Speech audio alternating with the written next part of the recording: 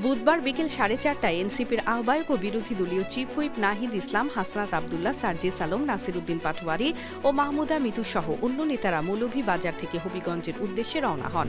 পথে শ্রীমঙ্গলে প্রথমবার পুলিশের ব্যারিকেডের মুখে পড়েন তারা। বাধা অতিক্রম করে এগোলেও বাহুবল উপজেলার কামাইছড়া ও মিরপুর এলাকায় পুলিশের করা দ্বিতীয় ব্যারিকেডের সামনে পড়ে তাদের বহর। সড়কে ট্রাক আড়াআড়িভাবে রেখে তাদের প্রবেশ পথ সম্পূর্ণ বন্ধ করে দেওয়া হয়। দীর্ঘ 4 ঘণ্টা অপেক্ষার পর হবিগঞ্জ পৌর এলাকায় 144 ধারা বহাল থাকার অজুহাত দেখিয়ে পুলিশ তাদের শহরে ঢুকতে দেয়নি। এ সময় পুলিশের উপর ক্ষোভ প্রকাশ করেন এনসিপি নেতারা।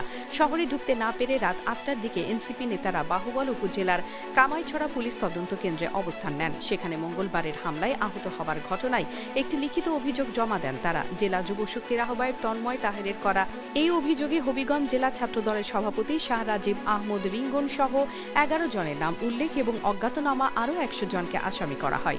মানে ভালো, দামে সস্তা। আজই কিনুন জাদু ডিটারজেন্ট পাউডার। আপনার কাপড় হবে ঝকঝকে পরিষ্কার। MK international company. Police super Tarek Mahmud জানান, অভিযোগটি হাতে লেখা হওয়ায় সেটা গ্রহণ করে যাচাই বাছাইয়ের জন্য হবিগঞ্জ সদর থানায় পাঠানো হবে। তদন্ত শেষে আইন অনুযায়ী প্রয়োজনীয় ব্যবস্থা গ্রহণ করা হবে। মঙ্গলবার সন্ধ্যায় হবিগঞ্জের জুলাই পদযাত্রা 2026 শেষ করে ফেরার পথে এনসিপি নেতাদের গাড়িবহরে হামলার ঘটনা ঘটে। এতে সার্জিস আলম সহ অন্তত 10 জন আহত হন। এই ঘটনার প্রতিবাদে বুধবার এনসিপি এবং একই দিনে জেলা ছাত্র দল ও বিএনপি পৃথক কর্মসূচি ঘোষণা করলে উত্তপ্ত পরিস্থিতির সৃষ্টি হয়। ফলে আইন শৃঙ্খলা রক্ষায় প্রশাসন সকাল থেকেই পৌর এলাকায় 144 ধারা জারি করে। মুক্তি টিভি নিউজ ডেস্ক। আপনারা দেখছেন আমেরিকা থেকে সম্প্রচারিত মুক্তি টিভি।